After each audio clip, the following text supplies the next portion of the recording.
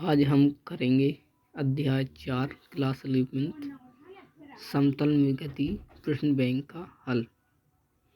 यहाँ पर निम्नलिखित में सदिश राशि का समूह है इसका उत्तर हो जाएगा त्वरण क्षेत्रफल एवं संवेग। ठीक। नंबर 2, यदि किन्हीं दो सदिशों के परिणाम एक परिणाम दोनों के परिणाम के योग के बराबर है तो निम्न में से कौन सा कथन सत्य है? तो उत्तर हो जाएगा डी, दोनों के मध्य 0 अंश का कोण होगा या कोण है। नंबर 3, दो सदिशों ए व बी के मध्य थीटा कोण हो तो इनके परिणामी सदिश का परिणाम होगा सी, √a² + b² + 2ab cos theta. अधिकतम दूरी तक प्रक्षेपित करने हेतु प्रक्षेप कोण होना चाहिए तो रहेगा उत्तर 45 अंश।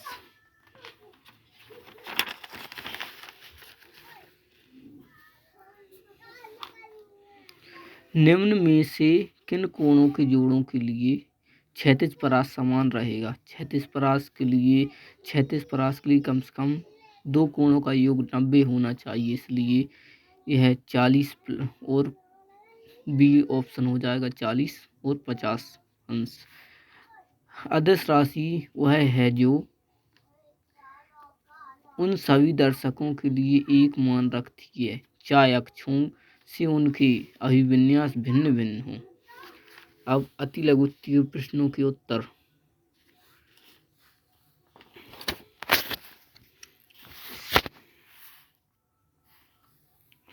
सदिशों के योग संबंधी त्रिभुज नियम लिखिए।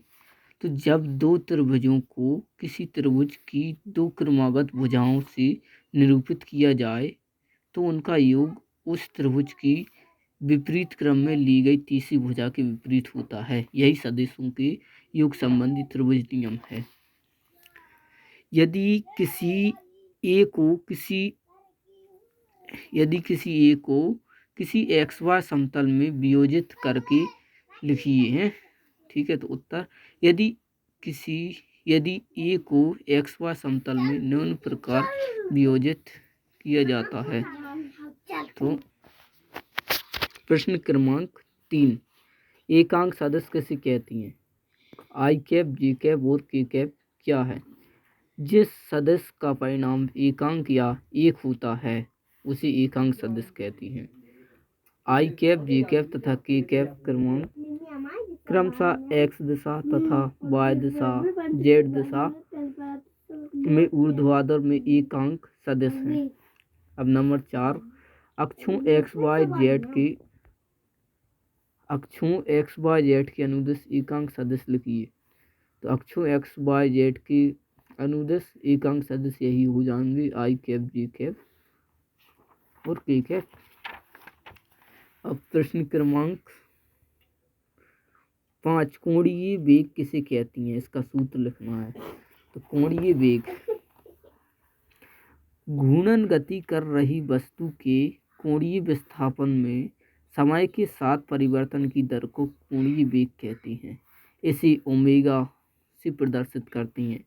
कोणीय वेग बराबर कोणीय विस्थापन बटे समयांतर ओमेगा बराबर डेल्टा टी अपॉन यानी कि delta theta upon delta T होता है इसका सूत्र।